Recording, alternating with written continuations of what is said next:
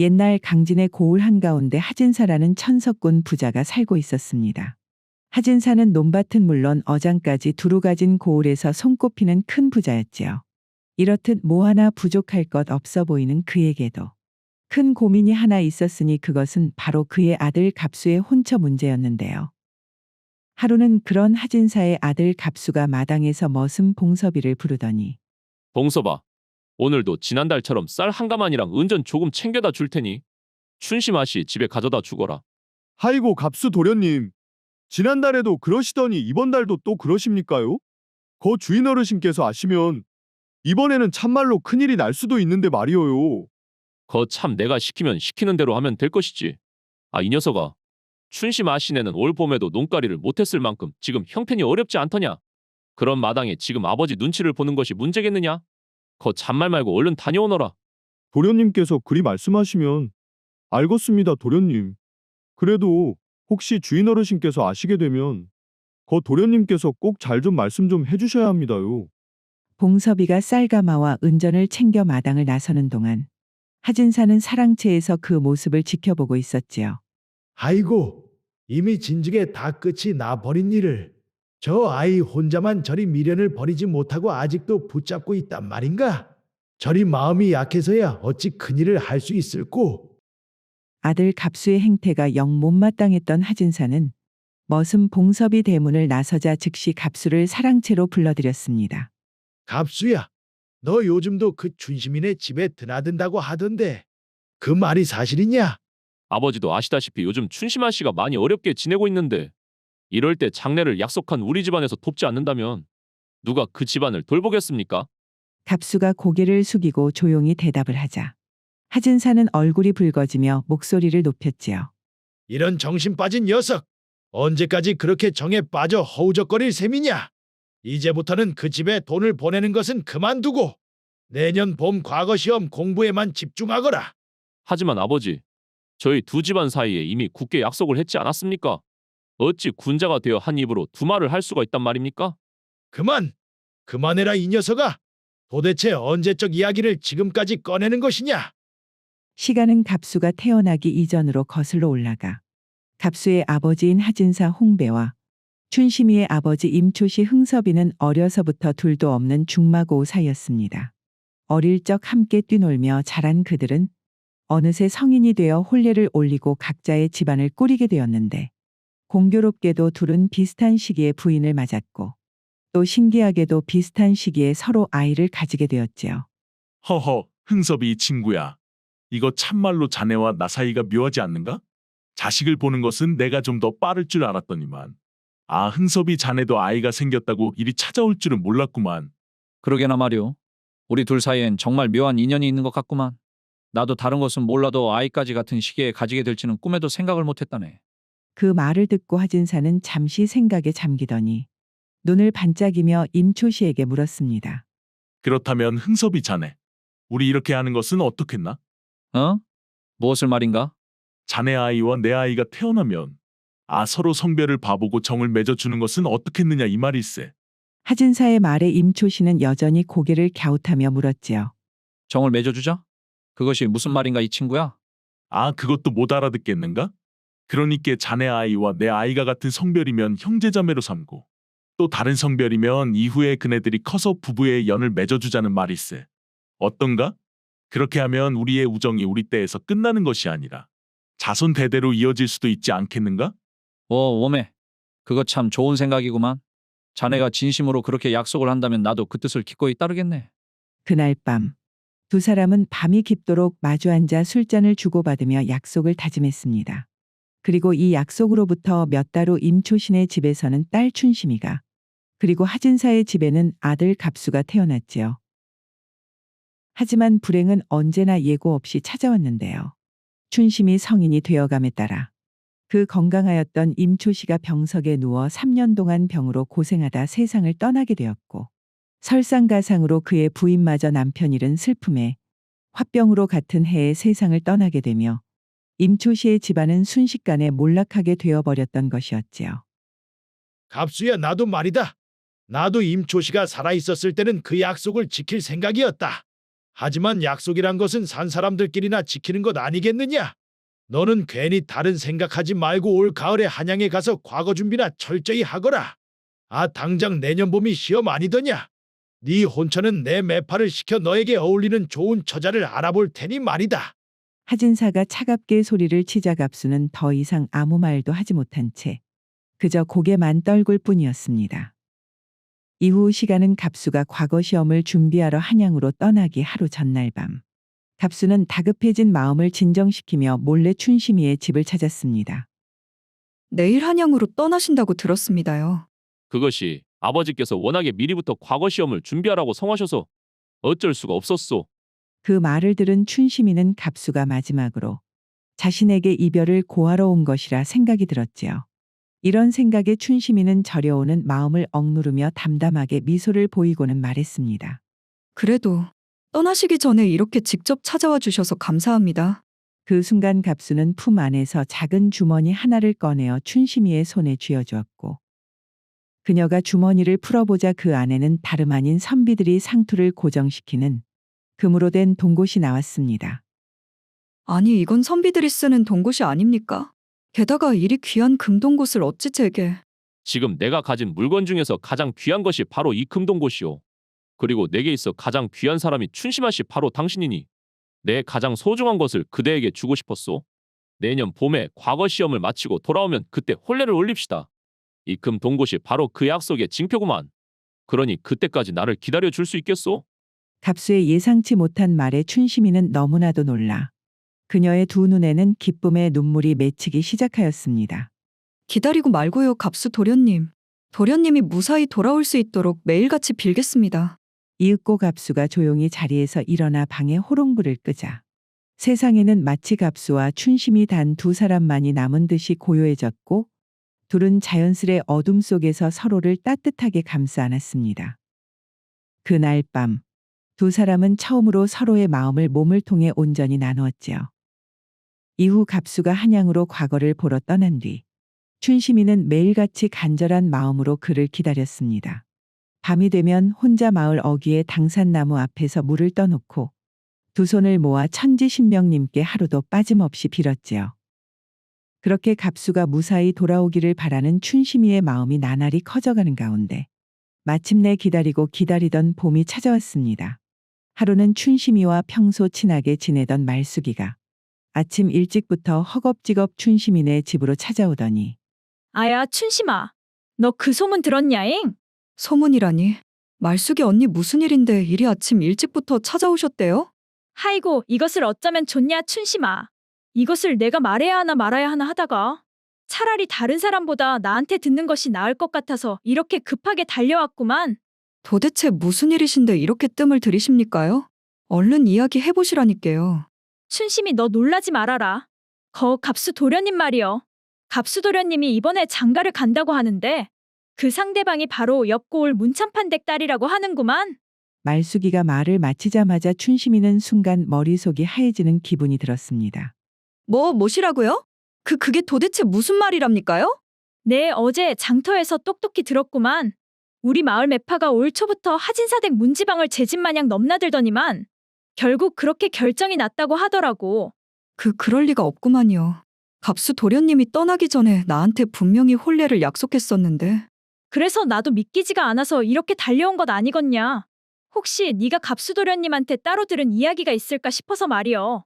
말숙이 한숨 섞인 물음에 춘심이는 아무런 대답도 하지 못한 채 머릿속에는 갑수와의 지난 약속만이 떠오를 뿐이었습니다. 돌아오면 꼭 혼례를 올리자던 그 약속. 이제 다 허사가 되어버렸구나. 이제는 내가 이 마을에 남아있어야 할 이유가 하나도 없게 되어버렸네. 아이고, 그나저나 다른 것보다 일이 되면 우리 아이는 어떻게 해야 하나. 다음 날 새벽 춘심이는 짐을 꾸리고서는 아무도 몰래 마을을 떠났습니다. 그녀는 갑수의 소식이 닿지 않은 먼 곳으로 가기 위해 눈물을 흘리며 며칠이고 길을 걷고 또 걸어 고창에서 산골에서 작은 주막을 운영하고 있는 이모님을 찾아갔지요. 웜에 이것이 다 누구여? 너 춘심이 아니냐? 네가 어떻게 여기를 다 찾아왔다냐? 이모님, 제가 저 혼자라면 어떻게든 살려고 혼자 발버둥을 쳤겠지만 지금 뱃속에 애까지 있는 마당에 믿을 사람이라고는 이모님밖에 없구만요. 제가 뭐든 시키시는 일은 다 할 테니까 저 좀 여기서 지내도 되겠습니까? 뭐시라고야? 네가 애가 들어서 버렸다고야? 그래. 얼마든지 여기 있어도 좋구만 춘심아. 하이고 박복한 것 참말로 거 운명이 어찌이라고 기구하단 말이냐.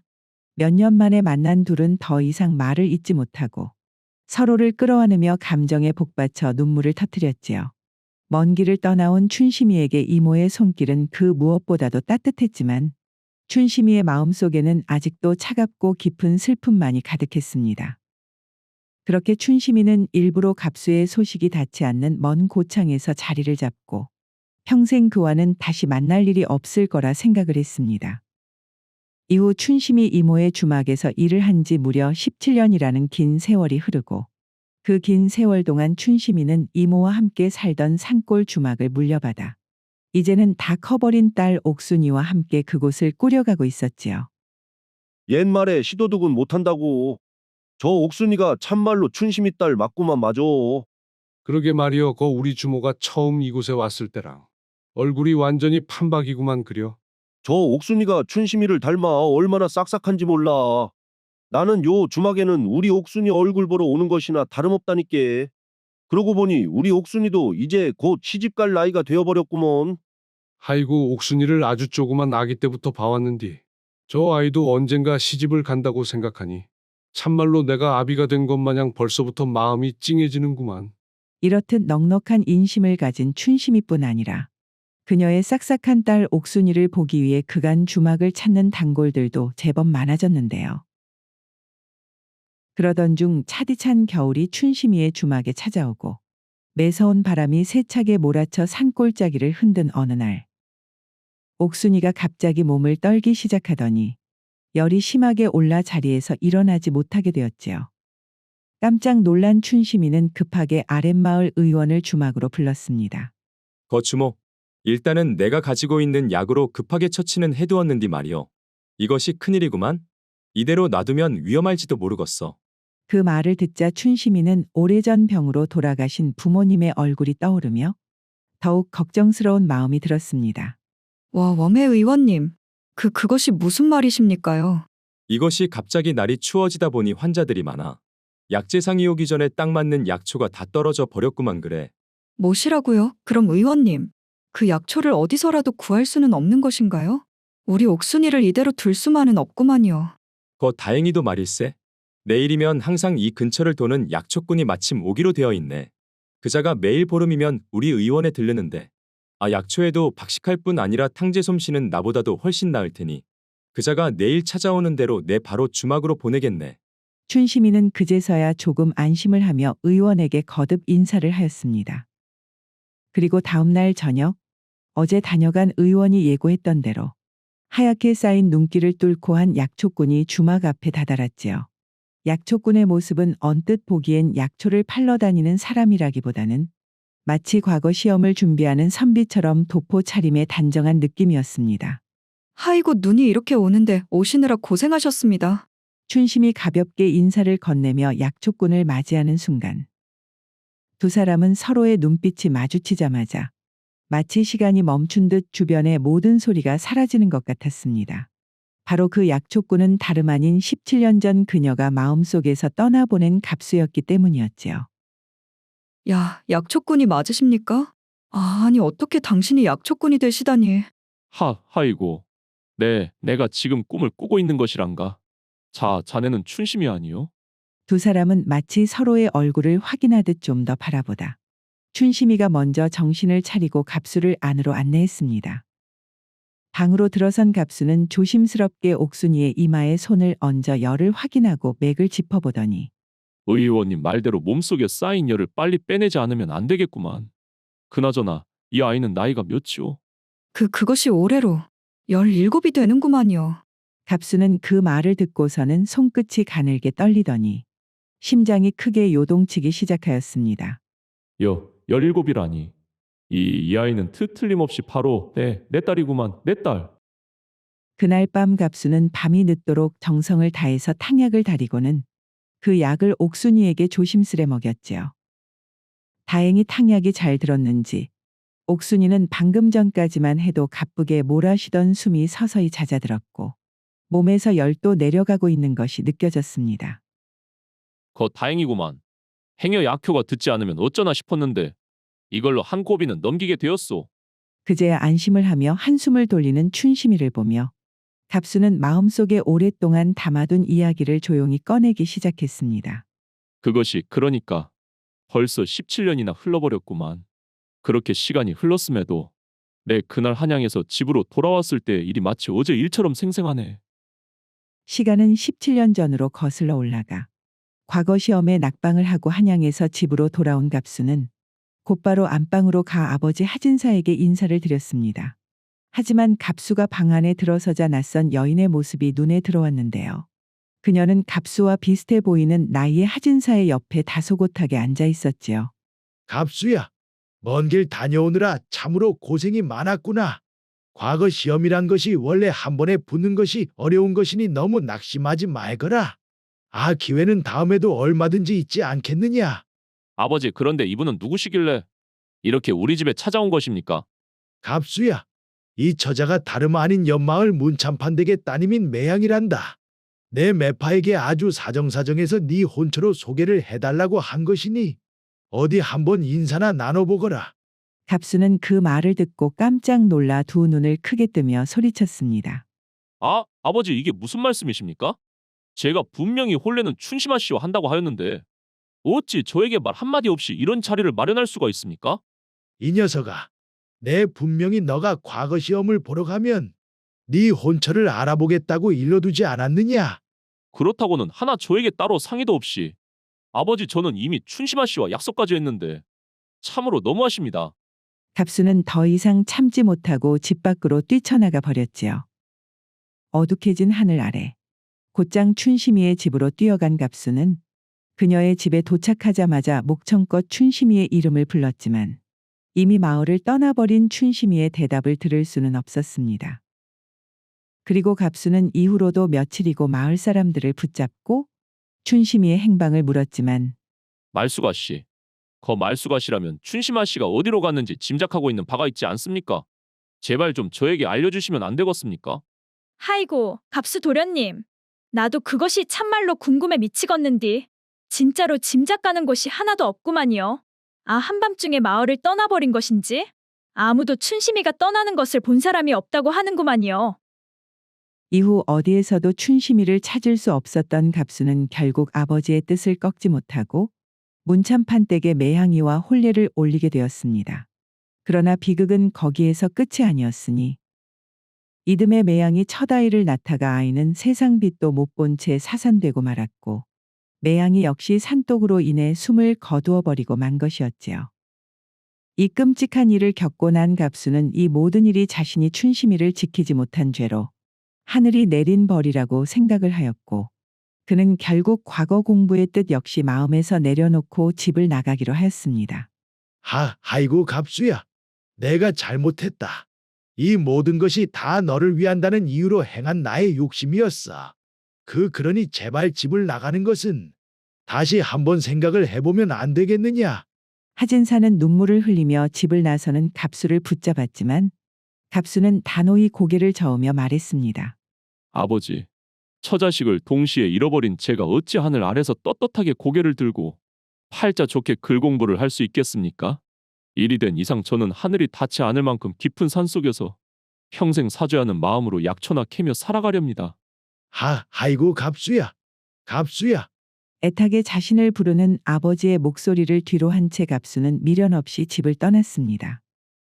그날 이후 갑수는 조선 팔도를 누비며 산에서 약초를 캐고 탕약을 다리는 약초상이 되어 긴 세월을 보내며 지금에 이르게 된 것이었지요. 그렇게 길고 긴 이야기를 끝마친 갑수는 떨리는 목소리로 조심스럽게 다시 춘심이에게 물었습니다. 내가 그동안 조선 팔도를 누비며 약초를 캐고 다닌 것은 혹여나 춘심이 자네를 다시 만날 수 있을까 하는 기대 때문이었다네. 그 말에 춘심이는 가슴이 두근거려 잠시 말을 잇지 못하고 갑수의 얼굴을 바라보았고 갑수는 깊게 심호흡을 하고는 용기를 내어 입을 열었지요. 그러니 춘심이 자네만 괜찮다면 말일세. 어떤가? 나와 여기 있는 우리 딸과 함께 우리 셋이서 이제라도. 순간 갑수가 말을 끝마치기도 전에 갑자기 방문이 덜컥 열리더니 낯선 사내가 급하게 방으로 들어와 소리를 쳤습니다. 아이고, 내 우리 딸 옥순이가 아프다는 소리를 듣고는 일도 마다하고 한양에서 한달음에 달려왔구먼. 부인 우리 옥순이 상태는 어쩐가? 그나저나 이 이분은 또 누구시고? 서방님. 갑수는 춘심이의 입에서 나오는 서방님 소리가 자신이 아닌 등 뒤에 낯선 사내를 지칭하는 말임을 알아채고는 순간 심장이 멎는 듯한 기분이 들었습니다. 방금 탕약을 먹였고 열도 내렸으니 이제 괜찮을 겁니다. 저는 그럼 이만 실례하겠습니다. 갑수는 천천히 자리에서 일어나 옷 매무새를 매만지며 담담하게 말했습니다. 그리고는 고개를 푹 숙인 채 방을 빠져나갔지요. 서방님 잠깐만 여기 계셔보셔요. 저 잠시 나갔다 오겠습니다. 부인, 밖에 아직도 눈이 펑펑 오는데 어디를 가려고 그러는가? 저 약초사님께 약값을 안 드렸구만요. 말을 끝내기가 무섭게 춘심이는 서둘러 갑수를 따라 나섰고 눈 속에서 사라져 가던 갑수를 급히 불러 세웠지요. 눈이 소복이 쌓인 산길 위에서 둘이 다시 마주서자 춘심이는 품속에서 작고 낡은 복주머니 하나를 꺼내 갑수의 손에 조용히 건네주었습니다. 이거 받아주시겠어요? 아니, 이것은 분명 바로 그때. 갑수가 주머니를 열어보자 그 안에는 다름 아닌 17년 전 자신이 춘심이에게 건네었던 금 동곳이 들어있었지요. 내 평생을 못 돌려줄 줄 알았는데 살아보니 이렇게라도 줄 수 있게 되어 참말로 다행이구만요. 그 말을 끝으로 춘심이는 등을 돌려 서둘러 주막으로 돌아갔고 그녀의 뒷모습이 사라질 때까지 갑수는 어깨에 눈이 쌓이는 것도 모른 채 그 자리에 멍하니 서 있었습니다. 그리고 갑수가 춘심이에게 건네받은 금 동곳을 손으로 매만지자 그는 그제서야 마침내 길고 길었던 자신의 사랑이 끝이 났음을 실감한 채 다시 깊은 숲속으로 천천히 발걸음을 옮겼습니다.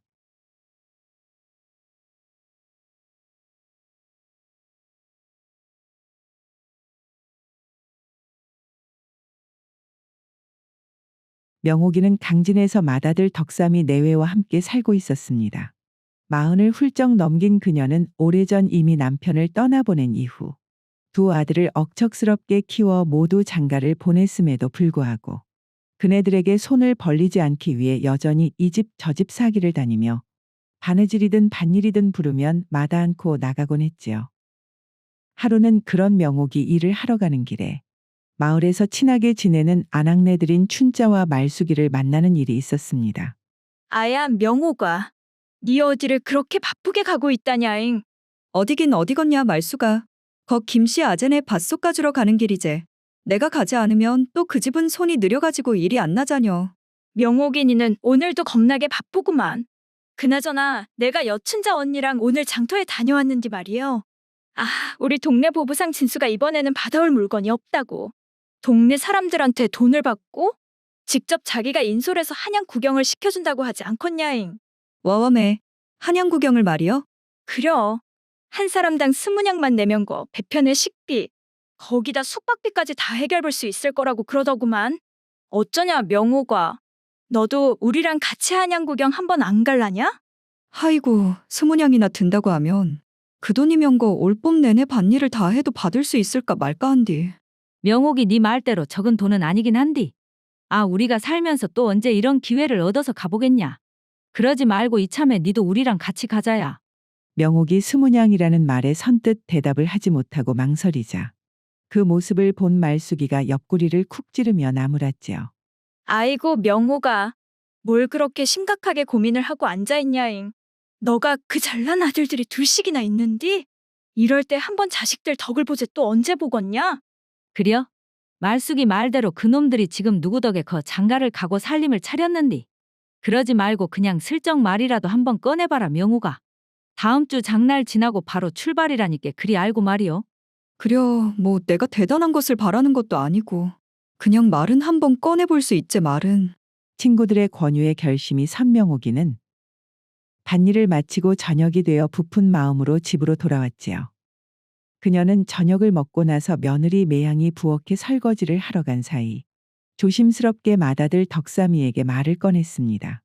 덕삼아고 저기 말이요. 동네 안악들이 이번에 한양을 구경 간다고 하던디. 그래서 나도 좀 가볼까 하는데.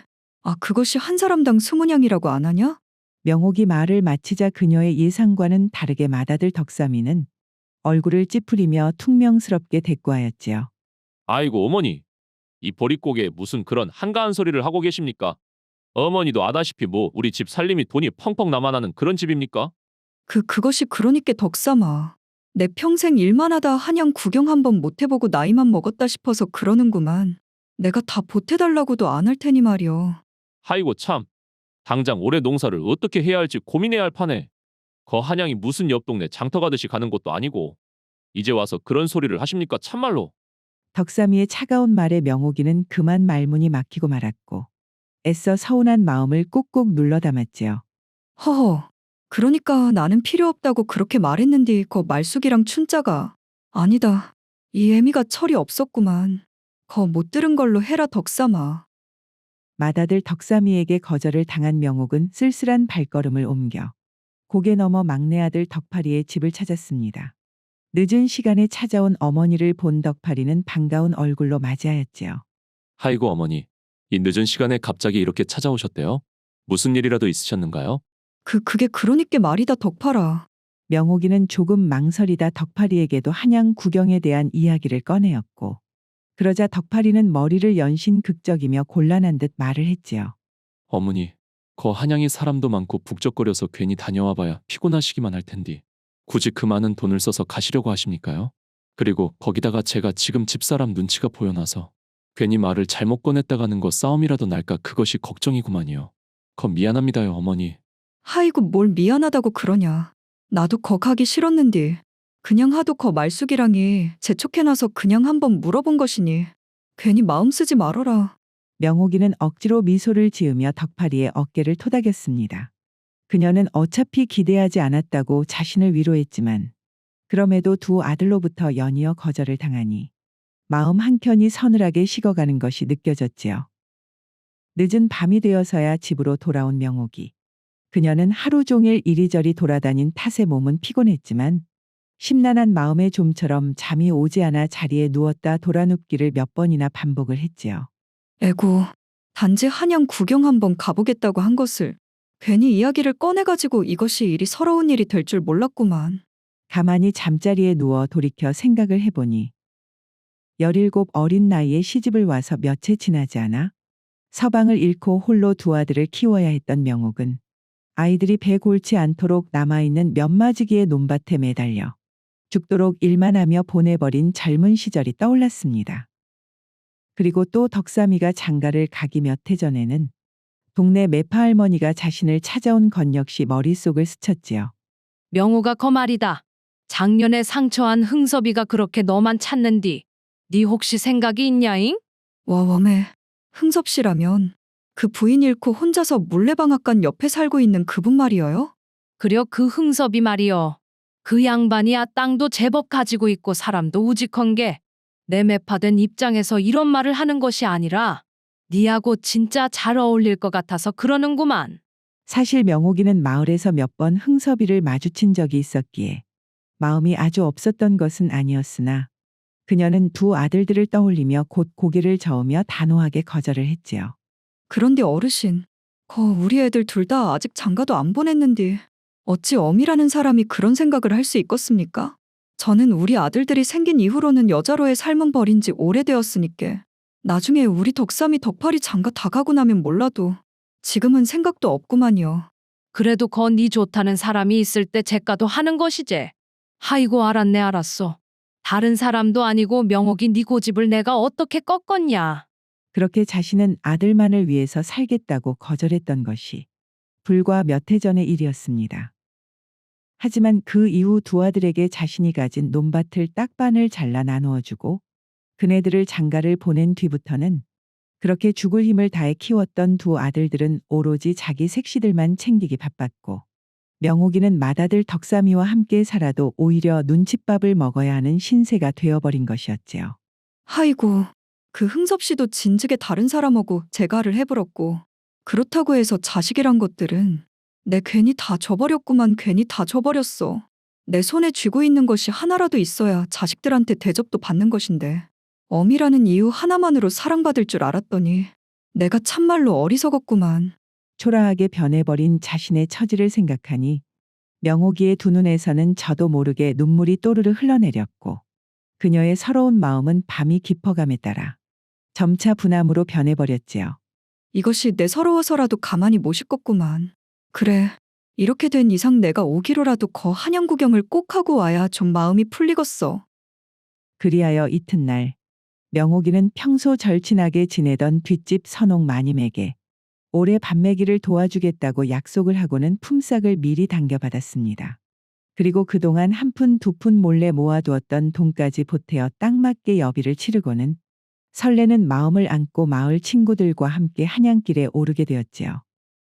그렇게 10여일에 걸쳐 배를 타고 때로는 달구지를 타며 마침내 한양 땅을 밟은 명옥이 일행. 그녀는 두 눈을 동그랗게 뜬 채 일행들을 따라 지금의 종로인 운종가에 도착을 하였습니다. 거리에는 오색 천막과 가게들이 끝없이 늘어서 있었고 다양한 사람들이 거리를 메우고 있는 모습은 평생을 강진해 살아온 명옥이에게 있어 꿈처럼 다가왔지요. 허허, 이게 말로만 듣던 한양이란 곳이구만. 명옥이 한참 동안 거리의 분위기에 취해 있을 때 인솔자인 보부상 진수가 손을 들어 일행을 불렀습니다.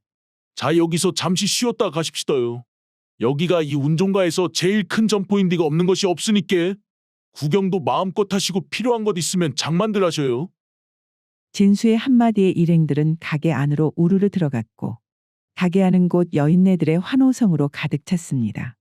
이야 이 자개함 좀 봐라. 우리 마을에서 이런 것은 꿈도 못 꾸지. 하이고 인노리게 빛깔은 또 어떻고 봄꽃보다 곱구만 그래.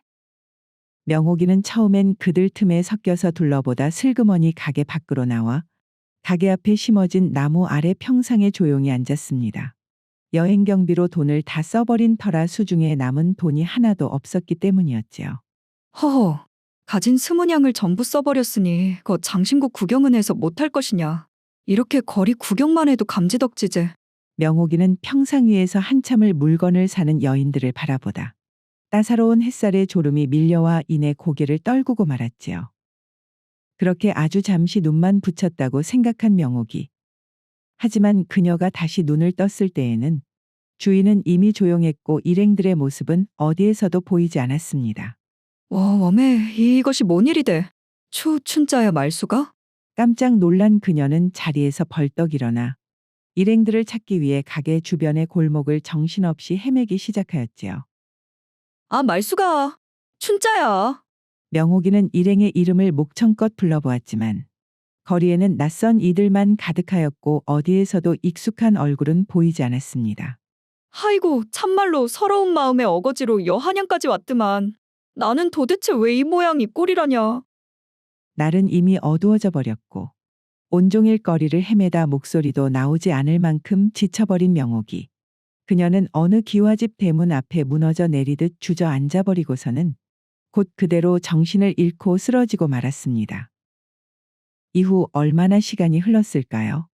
명옥이 눈을 떴을 때 그녀는 전혀 알지 못하는 낯선 방 안에 누워 있었습니다. 웜에 여기가 도대체 어딘디 내가 이렇게 누워있는 것이라냐. 명옥이 당황하며 한참을 두리번거리고 있을 때 갑자기 방문이 스르륵 열리더니 젊은 선비 한 명과 그의 부인으로 보이는 여성이 들어왔지요. 그 선비는 자신을 갑수와 춘심이라고 소개를 하며 명옥이를 안심시키며 말을 걸었습니다. 아주머니 정신이 드셨습니까? 어제 밤 저희 집 대문 앞에 쓰러져 계시길래 제가 급히 방으로 모셔왔습니다. 아이고 제가 폐를 끼쳤구만요. 같이 온 사람들과 그만 길이 엇갈리는 바람에. 명옥이는 진땀을 흘리며 어제 있었던 일을 차근차근 설명을 했고 이야기를 듣던 갑수는 조용히 웃으며 부인 춘심이에게 아침을 준비해 달라고 부탁을 하였지요. 하하이고 제 목숨까지 구해주셨는데 어찌 제가 여기에서 더 이상 폐를 끼칠 수가 있겠습니까? 선비님 저는 얼른 강진으로 돌아가 봐야겠습니다요. 아주머니, 여기까지 오신 것도 인연이고 아직 몸이 완전히 나으신 것도 아닌데 그러지 마시고 며칠만이라도 저희 집에서 푹 쉬었다 가시는 것은 어떻습니까? 며칠 더 말이어요? 그려 어차피 지금은 혼자서 강진으로 가려고 해봐야 한양에 있는 우리 일행들을 찾을 방도도 없고 거기다 노잣돈도 없으니 여자 혼자서 내려갈 방법도 없구만 그래.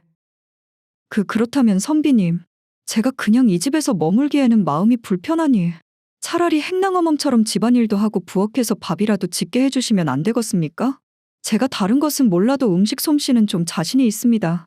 그 말을 들은 갑수는 깜짝 놀라며 잠시 말을 잇지 못하더니 이내 기쁜 표정으로 맞장구를 쳤습니다. 아, 아주머니께서 음식을 말이에요? 그것이 참으로 잘 되었구만요. 저희 아버지께서 사실 입맛이 좀 까다로우셔서 어머니께서 돌아가신 이래로 식사량이 많이 줄어 걱정을 하고 있었거든요. 아주머니께서 그렇게만 해주신다면 제가 품삯은 넉넉하게 드릴 테니 저야말로 꼭 좀 부탁드리겠습니다. 그렇게 서로 간의 이야기가 끝나자 갑수는 명옥이를 데리고 집안의 주인인 김진사에게 인사를 시켰습니다. 김진사는 명옥이를 찬찬히 살펴보더니 나직한 목소리로 말을 건넸지요. 참으로 큰일이 날 뻔했구먼.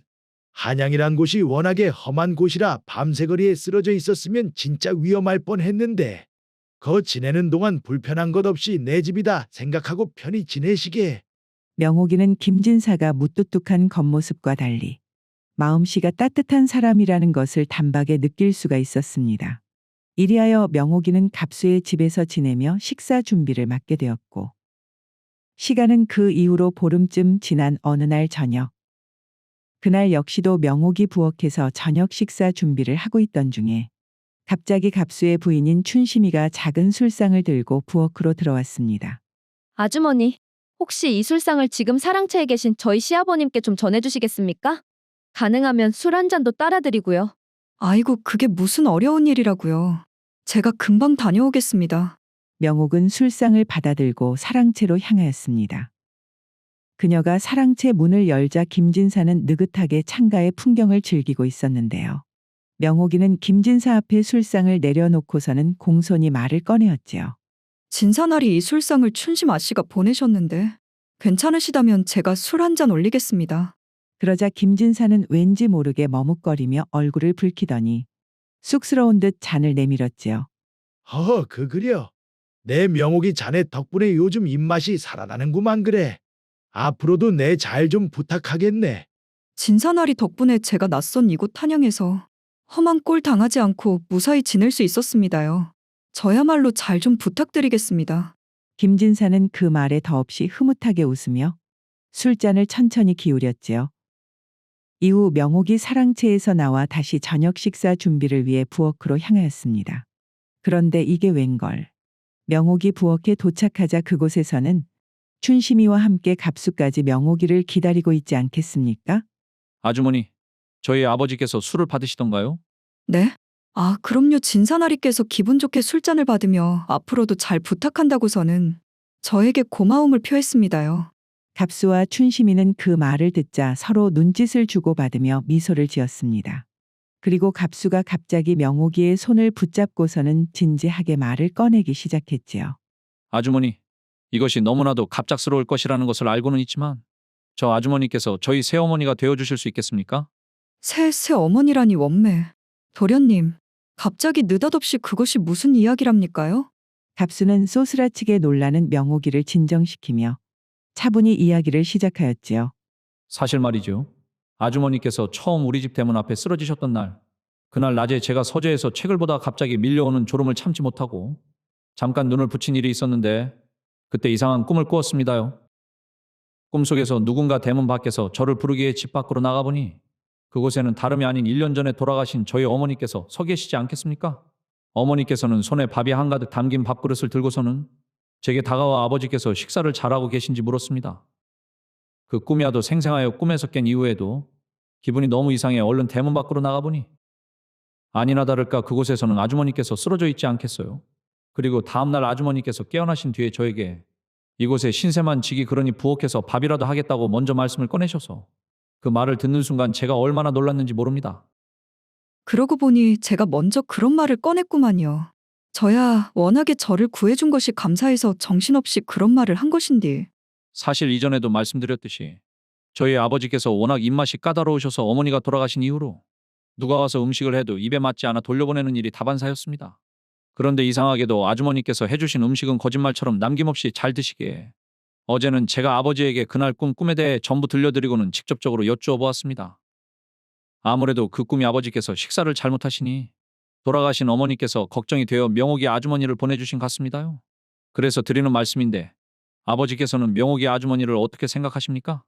그거 어떻게 생각하냐니? 이 녀석이 애비에게 별것을 다 묻는구나. 허허, 아버지 자식 앞에서 거 말씀하시기 부끄러우시면 제가 내일 아주머니를 통해 술상을 보내드릴 테니 혹시 아주머니가 마음에 드시면 그 술잔을 받으시지요. 그럼 저는 그것으로 아버지의 대답을 대신하겠습니다. 그래, 내 알았어. 이 녀석이 참말로 남사스럽게 참. 갑수의 긴 이야기가 끝나자 부엌은 이내 침묵이 흐르고 명옥이의 얼굴은 붉게 물들었습니다. 그리고 갑수는 그 모습을 놓치지 않고 조심스레 명옥이에게 재차 권유하였지요. 아주머니, 아니 그러니까 저희 새어머니가 되어주실 수 있겠습니까? 이것이 너무나 갑작스러운 이야기라 제가 당장은 결정하기가 어렵구만요. 도련님 저에게 하루만 생각할 시간을 주실 수 있겠습니까? 물론이지요. 한번 편히 생각을 해보시고 말씀해 주시지요. 이후 명옥이는 저녁 식사 준비를 마치고 자신이 묵고 있는 행랑채로 돌아가 뛰는 가슴을 진정시키기 위해 애쓰며 방 한켠에 조용히 자리를 잡았습니다. 네, 내가 지금 여기에서 무슨 생각을 하고 있는 것이란가? 집에서 애들이 나를 기다리고 있는데 얼른 돈이 준비되는 대로 집으로 돌아가야지. 하지만 이내 명옥의 머릿속에 덕삼이와 덕팔이 두 아들의 얼굴이 떠오르자 잠깐만. 그런데 가만히 생각을 해보니께 내가 왜 굳이 강진으로 다시 돌아가야 하는 것이라냐? 어차피 거기에는 내 자리는 남아있지도 않고 나는 짐짝 취급해. 논밭도 이미 다 져버리고 빈털털이 신세인데 이것이 너무나도 갑작스러워 내 미처 생각을 못했는데 어찌 보면 한양에서 내가 길을 잃어 이곳으로 온 것이 나한테는 복일 수가 있겠구만. 복일 수가. 그렇게 명옥이는 밤새 이 생각 저 생각을 하다 결국 새벽녘이 되어서야 잠에 들 수 있었습니다. 그리고 다음 날 아침 명옥이는 일찍 일어나 아침 준비를 하기 위해 마당으로 나왔지요. 그 순간 갑수가 마당을 지나가다 부엌으로 들어가려는 명옥이를 발견하고는 밝은 얼굴로 인사를 건네었습니다. 저 어머니, 간밤에는 잘 주무셨습니까? 어머니라는 말에 순식간에 얼굴이 빨개진 명옥. 하지만 그녀 역시도 이내 수줍게 미소를 지으며 갑수에게 화답했지요. 도련님도. 아니구먼. 그래, 우리 아들도 잘 잤는가? 허허, 예 어머니. 덕분에 지난밤에는 푹 잤습니다요. 갑수의 대답에 명옥이는 마침내 마음속 오랫동안 가지고 있었던 서러움의 감정이 마치 봄 햇살에 눈 녹듯 사라지고 이제야 자신이 있어야 할 곳을 찾은 느낌이 들었습니다. 이후 명옥이 한양으로 떠난 지 1년이 지난 날 밤 강진에서는 덕삼이와 덕팔이가 명옥이 행방불명이 된 날을 기일로 잡아 상을 차리고 제사를 올리고 있었습니다. 형님, 아이고, 어머니가 그렇게 가셨다는 것이 아직도 실감이 안 나는 구만이요. 그러게나 말이다. 내가 참말로 어리석었지. 일이 될 줄 알았으면 어머니가 한양 구경 가시겠다고 했을 때 노잣돈이나 듬뿍 드리고 말이라도 따뜻하게 해드릴 것인데 그것이 내 가슴속에 한이 되어 남는구만 참말로. 두 형제는 그제서야 비로소 어머니의 빈자리를 느끼며 뼈저리게 후회를 하고 있었습니다. 한편 같은 시각 한양의 김진사 집에서는 전혀 다른 분위기가 펼쳐지고 있었으니 지난 1년 동안 무척이나 가까워진 명옥이와 김진사가 오붓하게 부부의 정을 나누고서는 내 아무리 생각을 해도 신경이 쓰여서 그러는데 말이요. 부인, 자네가 이곳에 온 지도 벌써 1년이 다 되었는데 정말 강진에 있는 자식들에게 소식 한번 안 전해도 되겠는가? 아이고 당신도. 어차피 그곳에서는 내가 못 낄 만한 자리도 없는디 굳이 소식을 전한들 무엇하겠습니까요? 이젠 여기가 내 집이고 당신이 내 서방님인 것을 아무리 내 아들들이라지만 이참에 참말로 그것들 버릇도 고쳐놓을 겸 아주 최대한 늦게 알려줄랍니다. 그려. 자네가 그렇게 하고 싶다면 내 더 이상 권하지는 않겠네. 그나저나 1년 전만 하더라도 내 인생에 이렇게 즐겁고 행복한 날이 올 것이라고는 상상도 못했구만요. 서방님 덕분에 내가 요즘은 어머니에게 이전에 나 역시 한 명의 여자였다라는 실감이 다 드는 것이 너무나 좋아서 눈물이 다 나올 지경이구만요. 그렇게 한쪽에서는 두 아들이 어머니에 대한 죄스러운 마음에 슬픔의 눈물을 흘리고 있었고 또 다른 한쪽에서는 명옥이 자신의 자리를 찾은 것에 행복해하며 기쁨의 눈물을 흘리고 있으니 그날 밤 같은 시각 각기 다른 장소에서 모자가 함께 눈물을 흘렸으나 그 눈물의 의미는 너무나도 다르고 또 달랐다고 합니다.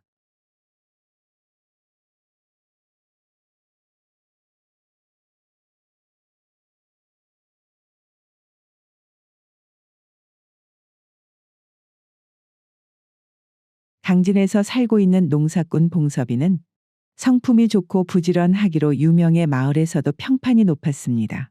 그런 그가 최근 세상에서 가장 행복한 사내가 되었으니 그 이유는 바로 얼마 전에 옆마을의 매양이란 여인과 혼례를 치렀기 때문이었지요. 하이고 내 요즘에는 당신이 해주는 이 밥 때문에 살맛이 나는구만. 당신이 해주는 이 된장찌개가 얼마나 맛이 나는지 내가 일을 하면서도 계속해서 머리에 생각이 나더란 말이지. 지난번에 당신이 워낙에 맛있게 드시길래 네 오늘은 많이 만들어 놓았으니 천천히 드셔요. 아체하겠습니다 서방님. 알았네 알았어. 그나저나 내 오늘은 다른 곳에도 힘을 쓸 일이 있어 놓으니 부인 나 밥 한 공기만 더 주시오. 하이고 당신도 참말로 남사스럽게 누가 들으면 어쩌시려고 그러십니까? 아 부부끼리 부부의 정을 나누는데 누가 뭐라고 하겠는가? 그러지 말고 이리 좀 와보시게 부인. 이렇듯 매일같이 행복한 신혼생활에 빠져있던 봉섭이 그가 매양이에게 장가를 간 지 2달 정도 지났을 때쯤 뙤양볕에서 논에서 일을 하고 있던 와중에 마을 친한 친구인 덕삼이가 찾아왔지요. 아예 봉서봐 요즘 아주 네 얼굴이 태양보다도 환한 것 같구만. 역시 남자는 장가를 잘 가야 한다더니 그 말이 딱 맞구만. 허 덕삼이 왔는가?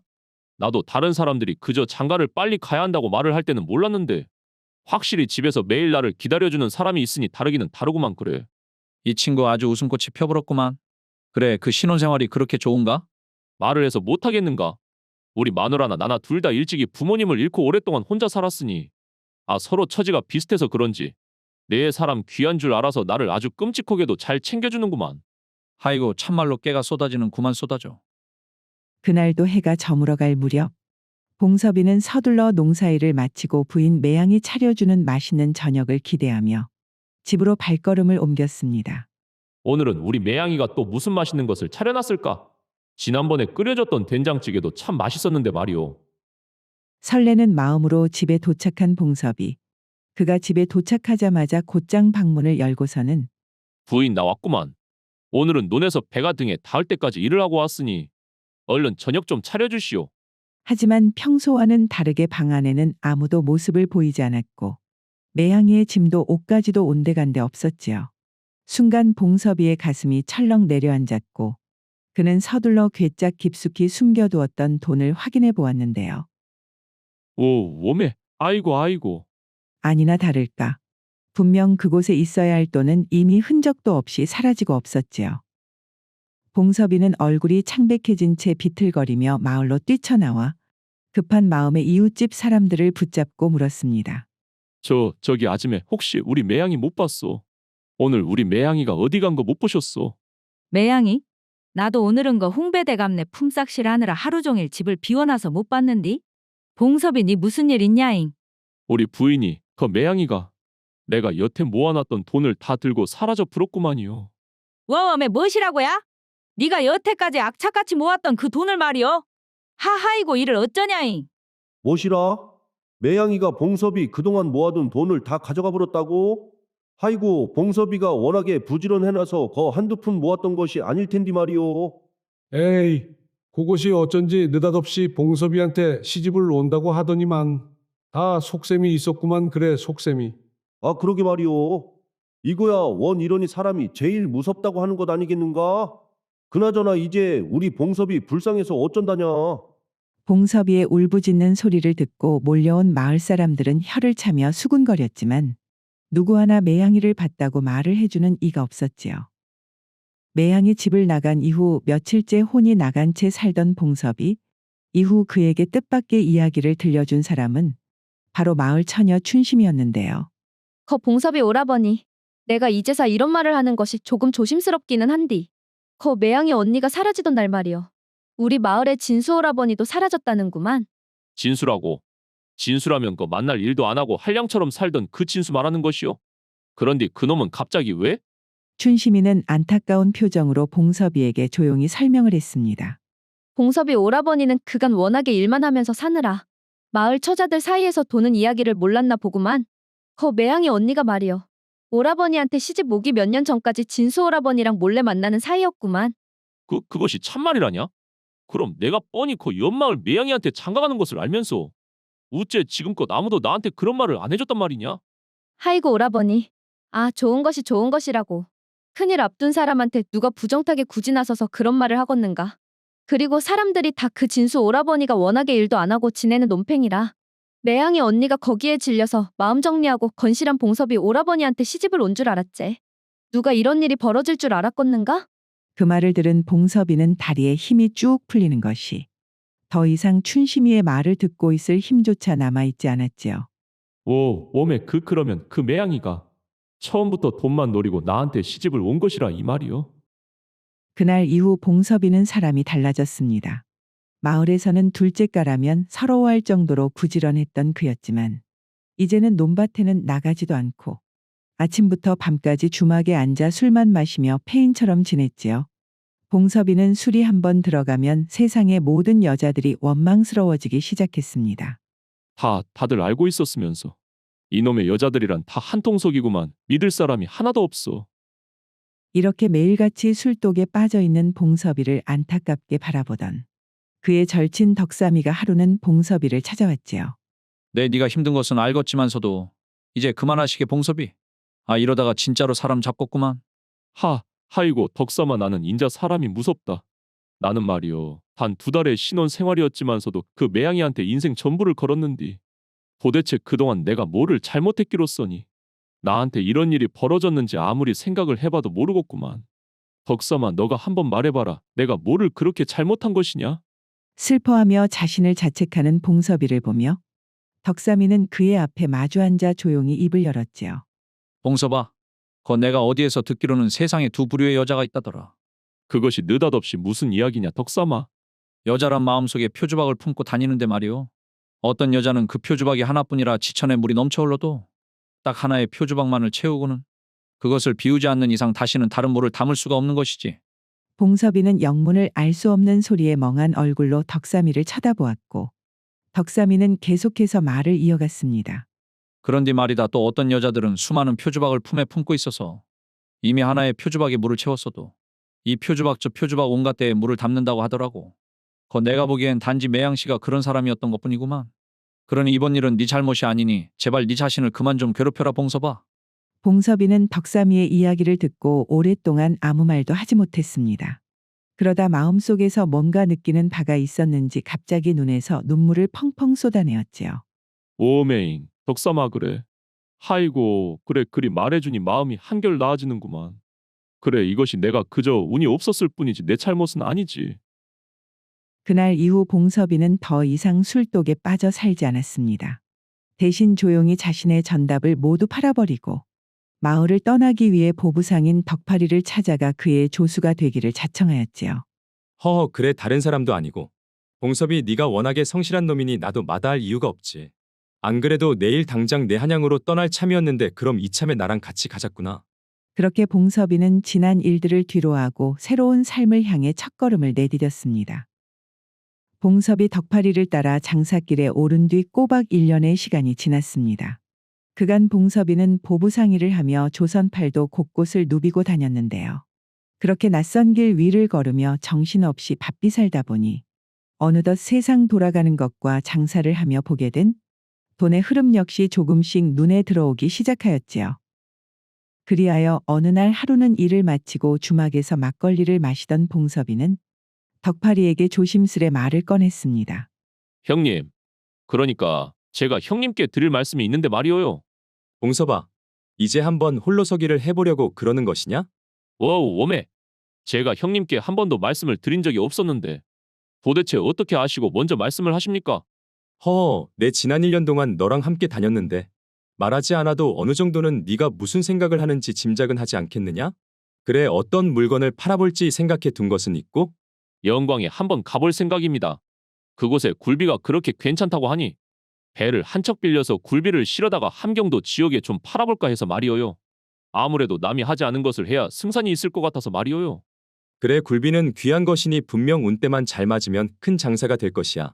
워낙에 먼 길을 가는 것이라 위험 부담이 많겠지만 내 지난 1년 동안 너를 봐온 바 너라면 분명히 잘해낼 수 있을 것이라 생각하고 있구만. 덕팔이 형님 그동안 정말 감사했습니다요. 그날 밤 둘은 밤이 깊어가도록 아쉬운 작별의 술잔을 나누며 서로의 안녕을 빌어주었습니다. 그리하여 영광의 간 봉섭이는 가장 먼저 배 한 척을 빌리고는 그동안 보부상 조수를 하며 벌었던 돈과 전답을 팔았던 돈을 모아 영광에서 가장 좋은 굴비를 사서는 그것을 배에 싣고 남쪽부터 돌기 시작했는데요. 봉섭이는 남해, 경상도, 그리고 다른 이들이 가기 힘들어한다는 강원도와 동북단 끝자락 함경도까지 올라갔고 이게 그남도에서 왔다는 굴비라고요? 허, 이리 살이 실한 굴비는 생전 처음 보는구만. 저 봉섭 씨, 내 이것 한 두름 살 테니 다음에도 꼭 가져다 주실 수 있겠소? 그곳의 사람들은 봉섭이가 가지고 온 굴비를 보고는 감탄을 금치 못하였지요. 그리고 얼마 지나지 않아 봉섭이 다니던 항구 근처 이름난 기방과 요리집들은 모두 봉섭이의 굴비를 앞다퉈 찾기 시작하였고 이후 영광에서 함경도까지 부지런히 다닌 끝에 봉섭이는 각지에서 제법 이름난 거상으로 자리를 잡을 수 있었습니다. 그렇게 3년의 시간이 흐르고 하루는 봉섭이가 함경도의 낮은 포구 근처 저작거리를 어슬렁거리고 있었는데요. 저 족제비 털은 붓으로 만들면 값을 제법 받을 수 있겠는데. 봉섭이가 장터의 좌판을 둘러보며 중얼거리고 있을 때 갑자기 자신의 옷 소매에 무언가 살며시 들어오는 느낌이 들었고 봉섭이는 재빨리 뒤를 돌아 그 손목을 움켜쥐었습니다. 이 녀석이 어디 남의 소매에 함부로 손을 넣어. 그의 손에 잡힌 것은 12~13살쯤 되어 보이는 소년이었는데 그 소년은 깜짝 놀라 어찌할 바를 모르고 덜덜 떨고 있었지요. 아이고 나으리 제가 잘못했습니다요. 그리고 그때 마침 옆에서 순찰을 돌던 포졸이 그 장면을 목격하고는 그 소년에게 달려와 육모방망이를 마구 휘둘렀습니다. 누군가 했더니 또 너구나. 이놈의 자식이 더러운 손을 못 쓰게 해줘야 정신을 차리지. 아이고 잘못했습니다. 다신 안 하겠습니다요. 봉섭이는 그 어린 사내가 맞는 모습을 눈앞에서 보고 있자니 측은한 마음이 들어 급히 포졸에게 다가가 돈 몇 푼을 쥐어주며 말했습니다. 이보시오 포졸 나으리. 아직 어린 녀석인데 너무 매몰차게 굴지 마시고 이쯤에서 좀 봐주면 안 되겠소. 에이 참.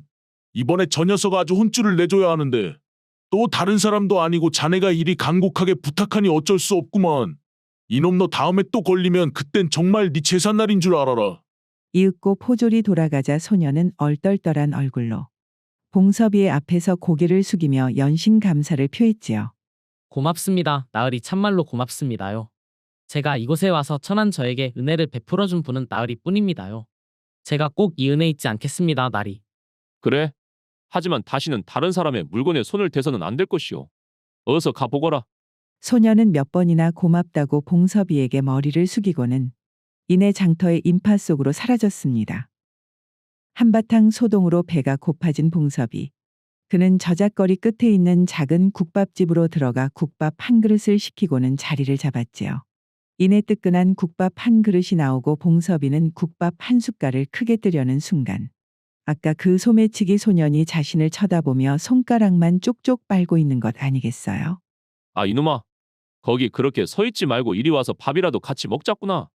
봉섭이는 소년에게 국밥 한 그릇을 권하였고 그 소년은 배가 많이 고팠었는지 개눈 감추듯 국밥 한 그릇을 비우고 말았지요. 그려? 너는 이름이 어떻게 되느냐?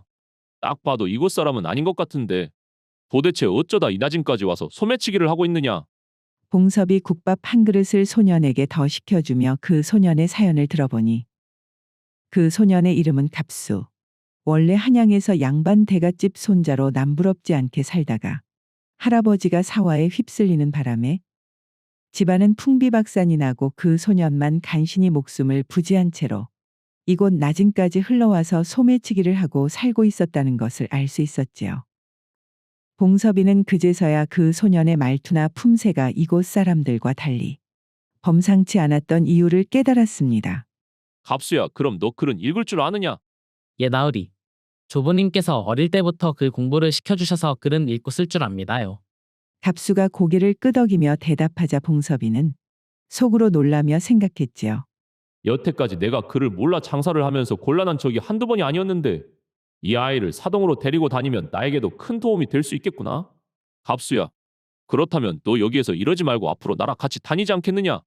내가 너를 사동으로 거두어 주마. 예. 나으리 정말 저를 데려가 주시는 겁니까? 그래, 정말이다. 대신 조건이 하나 있구먼. 다시는 남의 것을 탐하지 말 것. 명심하겠습니다, 나으리. 제가 절대 나리를 실망시키지 않겠습니다. 갑수는 믿기지 않는 듯 울먹이며 봉섭이에게 대답을 했습니다. 그리고 그 순간부터 갑수는 더 이상 떠돌이 거지 소년이 아닌 봉섭이의 사동으로서 새 삶을 시작하게 되었지요. 갑수를 사동으로 거둔 이후부터 봉섭이는 더욱 더 큰 부를 모을 수가 있었습니다. 봉섭이는 나진에서 나성국으로 들어오는 온갖 모피들을 배가득 싣고 멀리 목포까지 가서 그곳에 필방에 팔아 큰 돈을 벌어들였는데 그 돈을 관리하는 데 갑수의 공이 아주 컸기 때문이었지요. 나리 이번에 목포 필방에서 족제비 털을 지난번보다 3알이나 비싼 값에 팔 수 있었습니다. 이번에 물건값 받은 것도 전부 장부에 확실히 기록해 두었고 말입니다. 갑수는 글을 읽는 것 이외에도 의외로 셈도 빨라. 처음에는 봉섭이 곁에서 그저 자빌만 하였지만 어느새 그는 치부책을 들고 봉섭이 곁을 따라다니며 각종 거래 내역을 꼼꼼히 기록하여 알려주는 병리책이 되었지요. 봉섭이가 갑수를 사동으로 거둔 지 5년의 시간이 흐르자 봉섭이는 이전과는 비교할 수 없을 만큼 큰 돈을 벌게 되었습니다. 그렇게 시간이 흐르다 보니 어느새 마음속 깊이 박혔던 매양이에 대한 미움도 점점 사라지고 이제는 정착할 시기가 왔다고 느껴졌지요. 갑수야, 우리가 같이 일을 한 지도 벌써 5년이나 되었구나. 그러게 말입니다, 나리. 나리 옷소매에 손 한 번 잘못 넣어 포졸에게 맞은 것이 벌써 5년 전이라니 믿기지가 않습니다. 이 장사도 5년 전하고는 달리 이제는 경쟁도 심해지고 언제까지 이렇게 떠돌이 생활을 할 수도 없고 해서 이참에 나는 고향 강진으로 가 정착을 해볼까 하는데 너는 어쩔 생각이냐? 만약 너가 계속해서 장사를 하겠다고 하면 내가 가지고 있는 배와 사업 미천은 전부 너에게 물려주마. 하이고 나리가 가는데 어찌 제가 혼자서 이 일을 할 수 있겠습니까? 저는 나리 뜻이라면 어디든 따라가겠습니다요. 분명 강진에서도 제가 나리를 위해 할 일이 있지 않겠습니까? 그래. 그럼 이제 바다에서의 놀이는 끝을 내고 너랑 내가 합을 맞춰서 무태서 한번 제대로 놀아보도록 하자꾸나. 그리하여 고향을 떠난 지 거의 10여 년의 세월이 지나 마침내 강진으로 다시 금이환영한 봉섭이. 그는 강진에서 자리를 잡자마자 마을을 찬찬히 둘러보며 하려고 내놓은 논밭들을 그동안 벌었던 돈으로 전부 사들였습니다. 그리고는 갑수에게 집안의 하인들과 논밭을 관리하는 일을 맡겼고 자신은 고을 원님과 아전들을 모시고 기방에서 그들을 대접하며 강진에서의 자신의 입지를 공고히 다져갔지요. 어느 날 아침이었습니다. 여느 때와 다름없이 봉섭이 사랑채에서 평화로이 시간을 보내고 있었을 때 자신의 소장농 한 명인 병욱이가 찾아왔지요. 날이 바쁘신데 이렇게 불쑥 찾아와 죄송합니다요. 다름이 아니라 제 딸아이 명옥이를 이 집 파녀로 좀 써주시면 안 되겠습니까? 명옥이라면 어르신 셋째 딸 아닙니까? 갑자기 무슨 일이 있길래 그러신데요? 예, 실은 명옥이가 지난해에 이웃마을로 시집을 갔었는데 그 박복한 것이 시집 간 지 반년 만에 서방이 사고로 세상을 떠버렸다고 안 그럽니까? 무엇이라고요? 하이고 그런 일이 있었구만요. 그 이후에 우리 명옥이가 산 죄인이 되어 도저히 시댁에서 눈치만 보다가 견디지 못하고 지난달 친정으로 돌아왔는데 아나리께서도 보시다시피 저희 집 형편이 넉넉한 편이 아니라서 그나저나 우리 딸 아이가 다른 것은 몰라도 음식 솜씨는 기가 막힙니다요, 나리. 그렇다면 안 그래도 마땅한 참모가 없긴 했었으니까. 그럼 피차 잘 되었구만요, 어르신. 병욱이의 사연을 들은 봉섭이는 딱한 마음에 명옥이를 하녀로 드릴 것을 허락하였지요. 그리하여 다음 날부터 명옥이는 봉섭이의 행랑채에서 머물며 일을 하기 시작했는데요.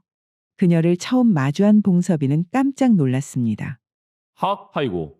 너무 화려하지도 않고 수수한 것이 묘한 멋이 있는 여인이구나. 저런 여인이 시집을 가자마자 반년 만에 그런 일을 당했으니 잠깐만 이거 남일 같지가 않은데. 명옥이를 보고 묘하게 동질감을 느끼게 된 봉섭이. 이후 그는 명옥이 만든 음식을 먹어보고는 다시 한번 깜짝 놀랐는데요. 나으리 아침상 준비해 두었습니다요. 입에 맞으셨으면 좋겠구만요. 아이고, 음식 맛이 하나같이 정갈한 것이 과연 병욱이 어르신이 자랑할 만하구만 그래. 내 젓가락이 어디로 가야 할지 모르겠구만. 입에 맞으신다니 다행입니다요, 나리. 그날 이후로 봉섭이는 명옥이가 만들어주는 식사를 기다리는 것이 즐거움이 되었고 시간이 흐를수록 그의 마음속에는 명옥이가 빠르게 자리를 잡았습니다. 그러던 어느 날 밤 봉섭이는 갑수를 조용히 사랑방으로 불렀지요. 갑수야, 내가 말이다. 너한테 긴히 부탁할 것이 있는데 말이다. 무슨 일이십니까, 나으리? 평소와는 다르게 봉섭이는 얼굴을 붉힌 채로 갑수에게 조심스레 말을 꺼냈는데요. 내가 말이다 갑수야. 요즘에 명옥이를 자꾸 마음에 두게 되는구만. 그녀의 따뜻한 분위기하며 또 음식 솜씨까지 어느 것 하나 빠지는 것이 없구만 그래. 요즘 들어 나리께서 얼굴이 예전보다도 훨씬 더 밝아 보이시더니 그 이유가 바로 명옥이 누님 때문이었구만요. 내 그래서 말인데 너가 병욱이 어르신네 가서 한번 이야기를 해볼 수 있겠느냐? 하이고 무슨 말인지 정확히 알았습니다. 걱정 마십시오, 나리. 제가 가서 시원하게 마무리 지어가지고 오겠습니다. 봉섭이의 부탁을 받은 갑수는 다음 날부터 며칠 동안 병욱의 집을 매일같이 오가며 며칠간의 논의 끝에 논 열마지기를 넘겨주는 조건으로 혼사 문제에 매듭을 지었고 봉섭이와 명옥이 서로 초혼이 아니었기에 간단하게 혼례를 치른 후 둘은 부부의 연을 맺을 수 있었습니다. 봉섭이는 명옥이를 부인으로 맞은 이후에도 부인을 끔찍하게 아꼈는데요. 명옥이 이 집의 하녀로 시작을 하였기에 여전히 다른 머슴들의 눈치를 보는 것을 발견하고는 그리하여 봉섭이는 그간 갑수가 관리하던 장부와 곳간의 열쇠를 명옥이에게 맡기고 그녀에게 정권을 주었습니다. 주인이 어디 하인의 눈치를 봐서야 되겠는가? 우리 집 꽃간의 열쇠를 당신에게 맡길 테니 오늘부터 집안의 모든 살림살이는 당신이 전부 맡아서 하시게나. 앞으로 머슴이나 소장농들 임금도 당신이 직접 주시구려? 내 갑수에게는 말을 해놓겠소. 서방님께서 그렇게 마음을 써주시니 너무나 감사할 따름이구만요. 제가 한번 알뜰살뜰하게 살림을 꾸려보겠습니다. 그리고 장날이 되면 그녀에게 따로 돈을 쥐어주며 사고 싶은 것은 마음껏 사라며 그녀를 장터에 보냈고 그럴 때면 갑수를 마치 그녀의 호위무사처럼 함께 보냈지요. 그렇게 부인 명옥이와 함께 평화로운 신혼생활에 빠져 살던 봉섭이에게 어느 가을날 사건이 벌어졌으니 그날 역시 강진의 큰 장터가 열렸기에 여느 때와 마찬가지로 명옥이와 갑수를 장터에 보낸 봉섭이. 하지만 평소라면 저녁 무렵이면 이미 돌아오고도 남을 두 사람이 해가 저물고 밤이 깊도록 돌아오지 않는 것이었습니다. 시간이 가면 갈수록 마음이 초조해진 봉섭이는 급히 관하로 달려가 평소 가깝게 지내던 원님에게 도움을 청하였지요. 원님, 제발 저희 부인 좀 찾아주십시오. 우리 부인 명옥이와 갑수가 아침부터 장에 나갔다가 아직 돌아오지를 않았습니다요. 이것이 무슨 일이 생겨도 생긴 것이 틀림없구만요. 무엇이라 장에 나간 두 사람이 돌아오지 않다니 그것이 무슨 말이란가? 봉섭이 자네 걱정하지 마시게나. 자네 일이 내 일이나 다름없으니 내 당장에 포졸들을 풀어 한번 찾아볼 테니 자네는 집에서 기다리고 있겠나? 하이고 원님, 우리 부인도 부인이지만 갑수는 제가 몇 년이나 친동생처럼 데리고 있었던 아이입니다. 그러니 꼭 좀 부탁드리겠습니다. 원님의 명령에 포졸들은 횃불을 들고 바로 수색에 나섰고 밤이 깊어지면 깊어질수록 봉섭이의 마음속에서는 오랫동안 꽁꽁 숨겨놓았던 악몽 같은 기억이 스멀스멀 떠오르기 시작했지요. 설마 명옥이가?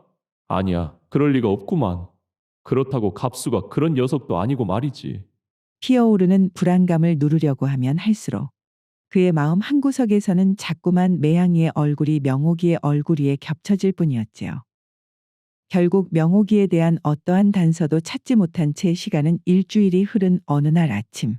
그간 지옥 같은 시간을 보내며 비몽사몽하고 있는 봉섭이의 귀에 대문을 두드리는 소리가 들렸으니 그 주인공은 다름 아닌 포졸이었지요. 나으리 관아에서 소식을 가지고 왔습니다요.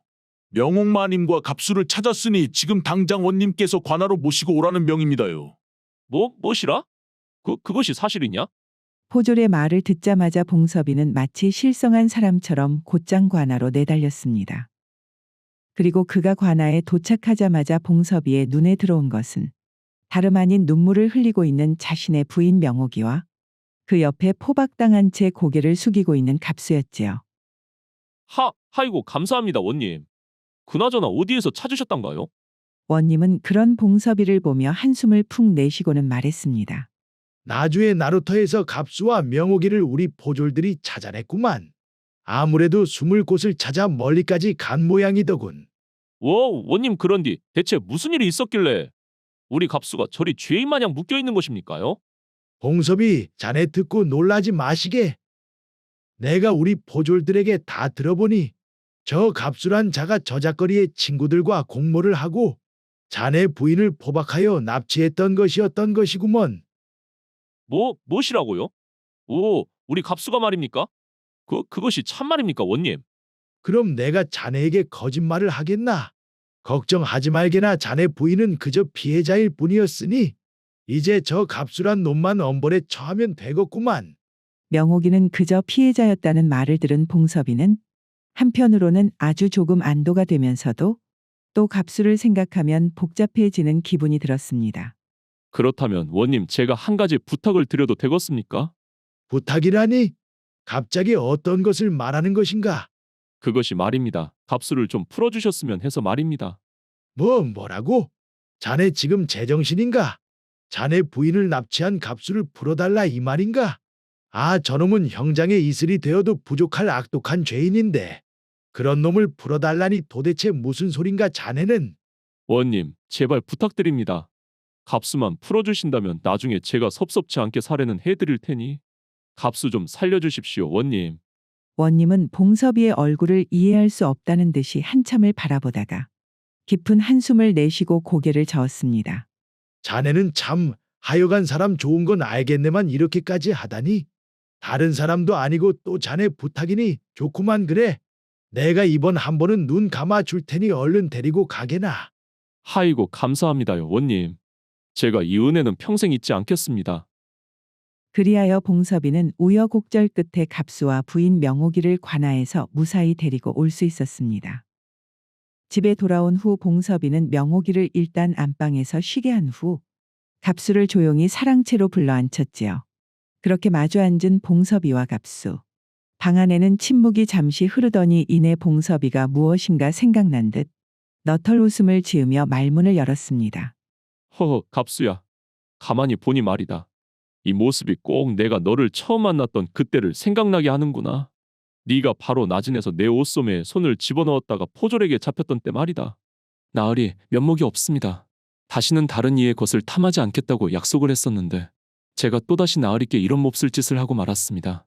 시간이 참 많이 흘렀다고 생각했는데 어찌 보면 우리 둘 다 아직도 그때의 장사꾼과 소매치기에서 벗어나지 못한 것 같구나. 갑수야, 도대체 왜 그런 짓을 저질렀느냐?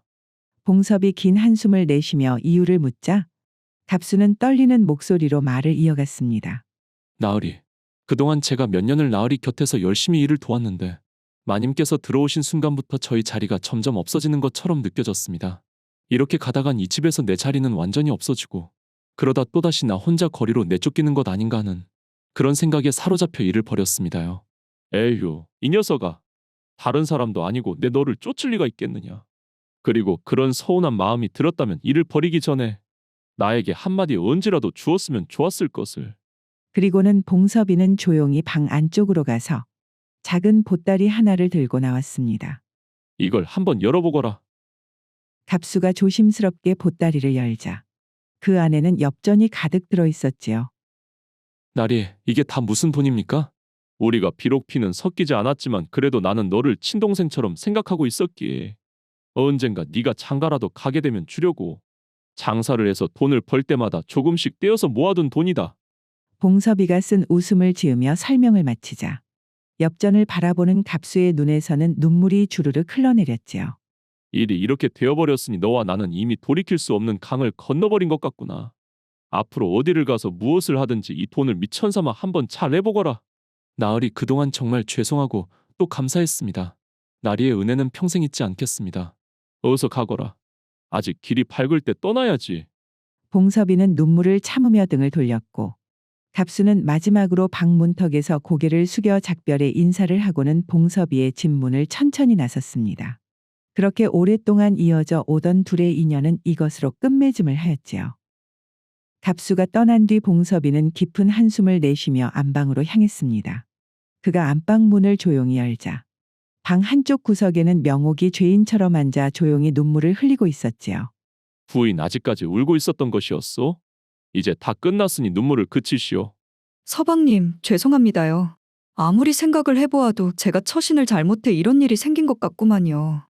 봉섭이는 명옥이의 곁에 앉아 조용히 그녀의 손을 잡고는 온화한 미소를 지으며 다독여 주었지요. 부인 그것을 어떻게 부인 잘못이라고 탓을 할 수가 있겠소. 거기다 이번 기회에 내가 부인의 마음속 표주박 개수를 확실히 알게 되었으니 이것이 길게 보면 오히려 잘된 일일 수도 있구만. 그러니 얼른 눈물을 그치시오. 서방님, 그게 무슨 말씀이신지요? 마음속의 표주박이라니요? 그것이 나도 오래전에 친구에게 들은 이야기인데 사람 마음속엔 다 그런 표주박이라는 것이 있는데 어떤 사람은 마음속에 표주박이 많아 여러 사람의 마음을 담으려고 안달이지만 이제 보니 부인의 마음속 표주박은 딱 하나뿐이더구려. 허허. 명옥이는 그 말을 듣자 봉섭이의 따뜻한 마음 씀씀이에 더욱 눈물이 솟구쳤고 봉섭이는 그런 그녀를 오랫동안 꼭 끌어안아 주었습니다. 이후 이번 갑수의 일로 인해 큰 교훈을 얻은 봉섭이는 인생의 가장 힘든 시기에 자신을 위로해 주었던 덕삼이를 찾아가 그에게 논밭을 나누어 주었고 또 보부상 시절 자신을 이끌어 주었던 덕파리를 찾아가서는 그에게 강진 저작거리에서 가장 큰 도매상을 차려주었지요. 그렇게 봉섭이는 이후에도 주변 사람들에게 도움을 받거나 때로는 베풀기도 하며 부인 명옥이와 서로 믿고 의지하며 자손대대로 오랫동안 행복하게 살았다고 합니다.